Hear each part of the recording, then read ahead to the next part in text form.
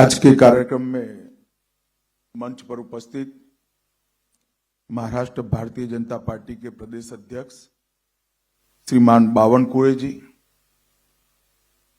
भाजपा के वरिष्ठ नेता और हमारे उप मुख्यमंत्री श्रीमान देवेंद्र फडणवीस जी, मोदी जी की मंत्रिपरिषद में मेरे साथी पीयूष गोयल जी, राव साहब दानवे पाटिल जी, मुंबई भाजपा के अध्यक्ष श्री आशीष शेलार जी, आज जिस संकल्प पत्र पर हम बात करने के लिए एकत्रित आए हैं, ये बनाने की समिति के हमारे अध्यक्ष श्री मुनगंटीवार जी, हमारे राष्ट्रीय महासचिव विनोद तावड़े जी, विनय सहस्त्रबुद्धे जी और आज यहां पर उपस्थित सभी पत्रकार छायाकार बंधु भगिनी, आप सभी का मैं मन से स्वागत करता हूं। आज यहां पर अभी जिस संकल्प पत्र का विमोचन हुआ, वो संकल्प पत्र ये महाराष्ट्र की महान भूमिका, सारी जनता के आकांक्षाओं का प्रतिबिंब है। महाराष्ट्र एक प्रकार से कई युगों से हर क्षेत्र में देश का नेतृत्व कर रहा है। एक जमाने में जब जरूरत थी तब भक्ति आंदोलन की शुरुआत भी महाराष्ट्र से हुई। जब जरूरत पड़ी तब गुलामी से मुक्ति का आंदोलन भी शिवाजी महाराज ने यही भूमि से किया और जब जरूरत पड़ी तब सामाजिक क्रांति की शुरुआत भी यही महाराष्ट्र ने की। और ये महाराष्ट्र की पूरी जनता के आकांक्षाओं का प्रतिबिंब आज हमारे इस संकल्प पत्र के अंदर दिखाई पड़ता है। आज यहां पर मैं आप सबके सामने उपस्थित हूं। इस वक्त हमारे एनडीए की जो सरकार, महायुति की सरकार चल रही है, उसने किसानों का सम्मान करने की बात की है, गरीबों का कल्याण करने को जमीन पर उतारने का काम किया है, महिलाओं का स्वाभिमान बढ़ाने के लिए हम योजनाएं लेके आए हैं और विरासतों का पुनरुत्थान करने का काम भी महायुति सरकार ने किया है। मित्रों, आज मुझे बहुत खुशी है कि जब मैं अंबेडकर जी की भूमि पर खड़ा हूं, तब अभी अभी कश्मीर में जो चुनाव हुआ, आजादी के बाद पहली बार कश्मीर का चुनाव के बाद मुख्यमंत्री का शपथ अंबेडकर जी ने बताए हुए संविधान से हुआ है। इससे बड़ी श्रद्धांजलि अंबेडकर जी की वो नहीं हो सकती। धारा 370 हटने के बाद पहली बार कश्मीर में भारत के संविधान की शपथ लेकर सरकार बनाने का काम हुआ और इसका पूरे देश को आज नाज है। हमने इस संकल्प पत्र के माध्यम से महापुरुषों की परंपराओं को, सांस्कृतिक विरासत को आगे बढ़ाने के संकल्प भी रखे हैं। अराजकता फैलाकर विकास के नाम पर विफल राज देने वालों की विफलताओं से बोध लेते हुए मजबूत, समृद्ध और सुरक्षित महाराष्ट्र कैसे हो, इसका भी इसके अंदर आपको योजना दिखाई पड़ेगी। आज चुनाव में हमारा मुकाबला अघाड़ी से है। मैं निश्चित रूप से कहना चाहता हूं कि अघाड़ी की सारी योजनाएं सत्ता के लालच में तुष्टीकरण की है, विचारधाराओं का अपमान करने वाली है और महाराष्ट्र की संस्कृति से छल कर केवल सत्ता प्राप्ति के लिए आगे बढ़ने वाली विचारधारा है। मित्रों, मुझे गत चुनाव का परिणाम याद है। आज मैं महाराष्ट्र की जनता के सामने कहने आया हूं कि आप लगातार तीसरी बार महायुति की सरकार को आपका मैंडेट दीजिए। पहली बार 2014 में महाराष्ट्र की जनता ने महायुति को मैंडेट दिया, भारतीय जनता पार्टी के नेतृत्व में महायुति की सरकार बनी। 19 में भी मैंडेट भारतीय जनता पार्टी और महायुति के लिए था, मगर जनादेश का द्रोह कर कर सत्ता की लालच में वो जनादेश को नकारा गया और अंतोतगत्वा जो कृत्रिम होता है, जो बनावटी होता है, वो लंबा टिकता नहीं है। वो सरकार गिरी और फिर से महायुति की सरकार बनी।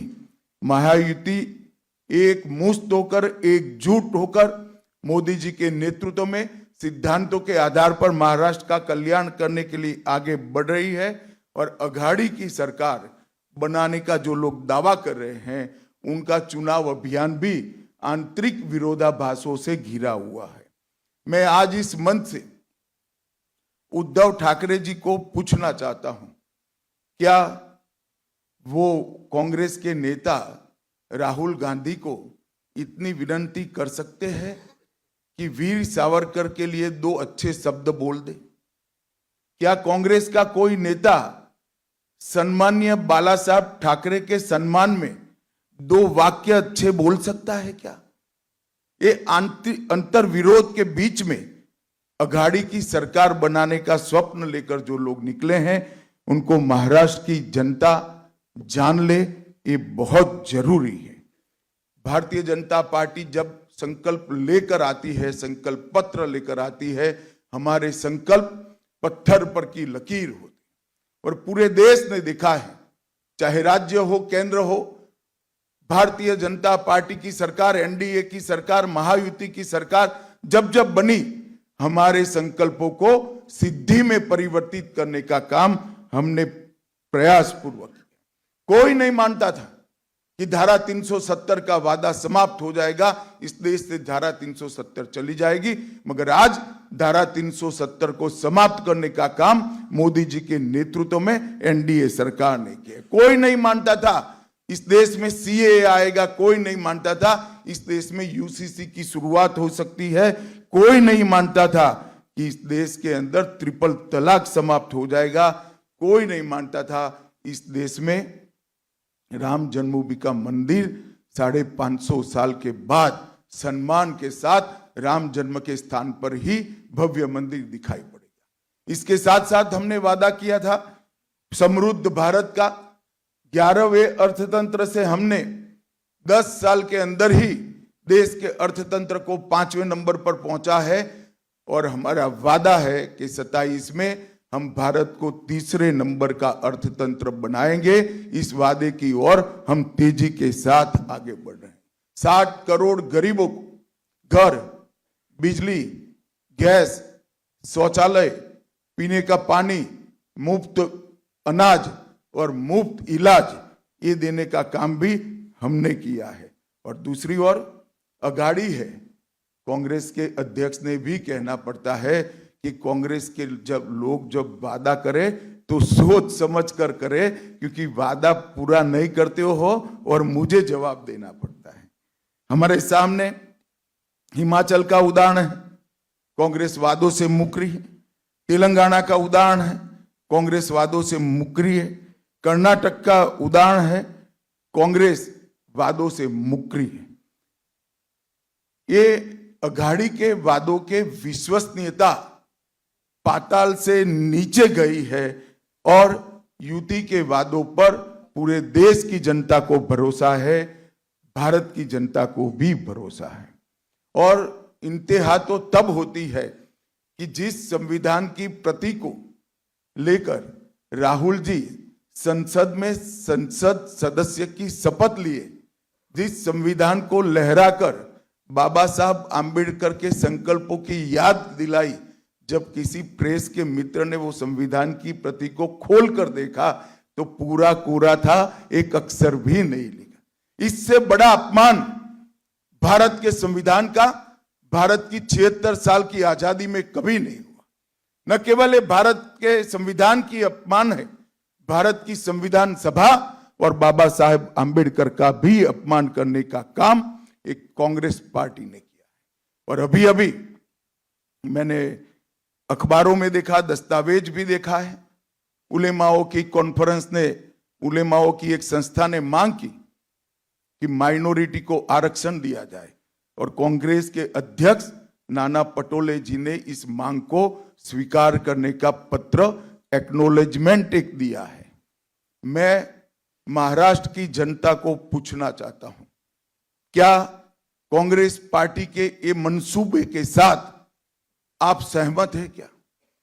एसटी, एससी, ओबीसी, दलितों का, आदिवासियों का और पिछड़ों का आरक्षण लेकर मुस्लिमों को देने के पक्ष में महाराष्ट्र की जनता है क्या? हमारा संविधान धर्म के आधार पर आरक्षण के पक्ष में नहीं। हमारे संविधान में किसी भी प्रकार का आरक्षण धर्म के आधार पर नहीं हो। और ये कांग्रेस ने सत्ता में आने से पहले ही वादा कर दिया है। मैं महाराष्ट्र की जनता को आगाह करना चाहता हूं कि आपको इस बात को संज्ञान में रखना चाहिए। मैं आज उद्धव ठाकरे को भी कुछ याद कराने आया हूं। उद्धव जी, आप कहां बैठिएगा इसका फैसला आपको ही करना है, हम नहीं कर सकते। आपको ही करना चाहिए, आपने ही करा है, मगर कहां बैठे हो वो जगह मैं जरूर याद कराना चाहता हूं। आप 370 हटाने के विरोध करने वालों के साथ बैठे हो। आप राम जन्मभूमि के निर्माण का विरोध करने वालों के साथ बैठे हो। आप सावरकर जी के लिए अपशब्द कहने वालों के साथ बैठे हो। आप संभाजी नगर नाम का विरोध करने वालों के साथ बैठे हो। सीएए और यूसीसी लाने का विरोध करने वालों के साथ बैठे हो। और आप वक्फ बोर्ड के अंदर आने वाले सुधारों के बिल का विरोध करने वालों के साथ बैठे हो। मित्रों, मैं आज इस प्रेस वार्ता के माध्यम से महाराष्ट्र की जनता को बताना चाहता हूं, मोदी जी वक्फ बोर्ड में सुधार का एक बिल लेकर संसद में आए हैं। और अभी अभी जो वक्फ बोर्ड का कानून जो कांग्रेस के राज में 2013 में अमेंड हुआ, इसका परिणाम दिखे। कर्नाटक के गांव वक्फ के कानून के तहत वक्फ की संपत्ति घोषित कर दी। किसानों की भूमि, लोगों के घर, यहां तक कि मंदिर भी वक्फ की संपत्ति घोषित कर दिए गए। और उस कानून को उचित बदलाव के लिए जब हम लेकर आए हैं तो उसका भी ये अघाड़ी के लोग विरोध कर रहे हैं। मैं महाराष्ट्र की जनता को ये कहना चाहता हूं कि वक्फ के कानून के बदलाव का विरोध का मतलब है कि आने वाले दिनों में यहां पर भी वक्फ बोर्ड आपकी संपत्तियों को इसी प्रकार से घोषित कर सकता है। मित्रों, देवेंद्र जी ने संकल्प पत्र की प्रमुख बातें बताई हैं, परंतु मैं इतना बताना चाहता हूं कि डबल इंजन की सरकार ने करीब करीब 10 साल के अंदर महाराष्ट्र के विकास के लिए ढेर सारे काम किए हैं। आज मैं इस मंच से शरद पवार जी को पूछना चाहता हूं, 10 साल तक आप यूपीए की सरकार में मंत्री थे। 2004 से 14 महाराष्ट्र के विकास के लिए क्या किया वो महाराष्ट्र की जनता को आपको बताना चाहिए। 10 साल में यूपीए की सरकार ने, एक प्रकार से अघाड़ी की सरकार ने महाराष्ट्र को सिर्फ 1,91,384 करोड़ रुपए, और नरेंद्र मोदी सरकार ने 14 से 24 तक 10,15,890 करोड़ रुपया दिया। एक और करीब करीब 2 लाख करोड़ रुपया, और मोदी जी ने 10 लाख करोड़ रुपया दिया। मैं अघाड़ी के मित्रों को पूछना चाहता हूं, आपका हिसाब आप महाराष्ट्र की जनता के सामने रखेंगे क्या? 10 साल तक महाराष्ट्र को कितना अन्याय हुआ, जबकि उस वक्त भी ऊपर और नीचे दोनों जगह आपकी सरकार थी। और 10 साल में हमने 10 लाख करोड़ रुपया दिया, जब दोनों जगह एनडीए की सरकार थी। ये अंतर है महायुति और अघाड़ी के बीच में। हमने सिंचाई नेटवर्क को नीलवड़े बांध, गोसीखुर्द, टेम्भू और जलयुक्त शिवार जो देवेंद्र जी जब मुख्यमंत्री थे तब योजना लाए थे, इससे महाराष्ट्र की भूमि को सिंचन क्षेत्र के अंदर 30% की बढ़ोतरी करने का काम हमारी यूपी सरकार ने किया। नदियों को जोड़ने के हेतु नारपार, दमनगंगा, गोदावरी और वैतरणा का विकास करने का काम भी हमने किया। 11 वंदे भारत ट्रेन चालू हो गई, 128 रेलवे स्टेशनों का अपग्रेडेशन हो रहा है। मुंबई, पुणे और नागपुर में मेट्रो का विस्तार हुआ। शिरडी और सिंगदुर्ग में नए हवाई अड्डे और टर्मिनल बने। 13,000 करोड़ से मरीन ड्राइव से बांद्रा वर्ली से सीलिंग जोड़ने वाले मुंबई कोस्टल रोड का निर्माण पूरा हुआ। वासी पुल का विस्तारीकरण हुआ। मेट्रो फेज 1 का निर्माण समाप्त हुआ। Atal Setu trans harbour link का निर्माण हुआ और 76,000 करोड़ से वाधवान बंदरगाह का निर्माण का सैद्धांतिक निर्णय दिया गया, जो एशिया का सबसे बड़ा बंदरगाह होगा और सबसे ज्यादा कंटेनर उतारने की और चढ़ाने की आवागमन की क्षमता इसकी होगी। और बैनगंगा नलगंगा इंटरलिंक परियोजना, घोसी खुर्द परियोजना, जो लगभग 63 टीएमसी पानी को मोड़कर विदर्भ में नागपुर, वर्धा, अमरावती, यवतमाल, अकोला और बुलढाना जिले के 3,71,000 हेक्टेयर भूमि को सिंचित करने का काम करेगी। इससे विदर्भ की प्यासी धरती को बहुत बड़ा फायदा होने वाला है और ये 85,000 करोड़ की योजना अगले 10 साल में हम इसको पूरी करेंगे। 2200 करोड़ से खड़कवासला बांध से फुरसुंगी तक 34 किलोमीटर सुरंग बनाकर हमने एक बड़ा साहस करने का निर्णय किया है। 24 में सोलापुर हवाई अड्डे का उद्घाटन हुआ। पुणे और कोल्हापुर में नए टर्मिनल बने और पालघर जिले में बहुउद्देशीय बंदरगाह बनाने का भी हमने निर्णय किया। 13,000 करोड़ के निवेश से 2800 मेगावाट की संयुक्त क्षमता वाले 2 पंप हाइड्रो स्टोरेज प्रोजेक्ट शुरू हमने किए और सिरवाटा पुणे 1800 मेगावाट और भीवपुरी रायगढ़ में 1000 मेगावाट की योजनाओं को भी हम लेकर आए। इसके अलावे आज एक प्रचार हो रहा है कि महाराष्ट्र में इन्वेस्टमेंट नहीं आ रहा है। मैं अघाड़ी के मित्रों को याद कराना चाहता हूं, जब अघाड़ी की सरकार कुछ समय के लिए चली तब महाराष्ट्र इन्वेस्टमेंट में फिसल रहा था। महाराष्ट्र एफडीआई इन्वेस्टमेंट में 4थे नंबर तक फिसल गया था। हमारी सरकार बनने के बाद, एकनाथ शिंदे जी और देवेंद्र जी और अजित दादा की सरकार बनने के बाद दोनों वर्ष में हाईएस्ट एफडीआई अगर कोई एक राज्य के अंदर आया है तो वो महाराष्ट्र में आया है। वो आपको याद होना चाहिए। शरद पवार जी जिस प्रकार के वादे करते हैं और जिस प्रकार के मुद्दे खड़े करते हैं, इसका सच्चाई से किलोमीटरों तक कोई संबंध नहीं होता। झूठे आरोप कर कर, एक विमर्श खड़ा कर कर, एक नकली जनादेश लेने का आपका जो आदत है वो इस बार सफल नहीं होने वाला है। इस बार महाराष्ट्र की जनता महायुति के पक्ष में खड़ी है। मित्रों, संकल्प पत्र लेकर जो हम आए हैं, वो संकल्प पत्र में देवेंद्र जी ने 25 मुद्दे, प्रमुख मुद्दे आप लोगों के सामने रखे हैं। लाडली बहन योजना, इसको हम बढ़ोतरी कर रहे हैं। वृद्धावस्था पेंशन का बढ़ोतरी कर रहे हैं।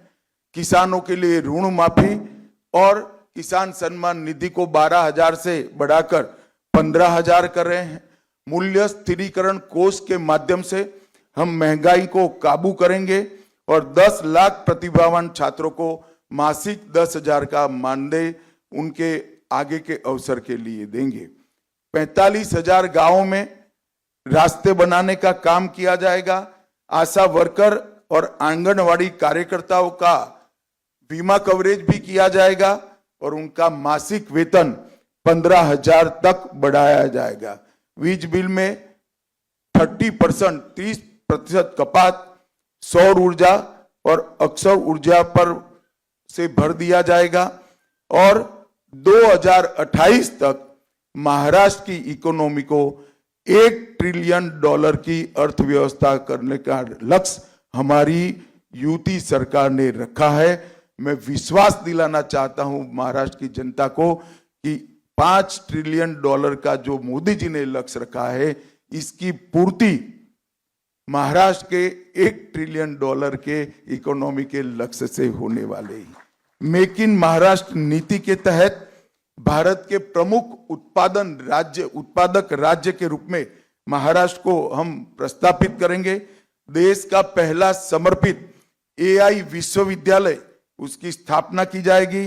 नागपुर, पुणे, संभाजीनगर, अहिल्यानगर, नासिक को आधुनिक एरोनॉटिकल और स्पेस उत्पादन के केंद्र बनाए जाएंगे और किसानों की आय बढ़ाने के लिए ढेर सारे उपाय भी हम लेकर आए हैं, जिसमें उर्वरकों पर SGST में से छूट और जो SGST है वो सब्सिडी के रूप में वापस दिया जाएगा।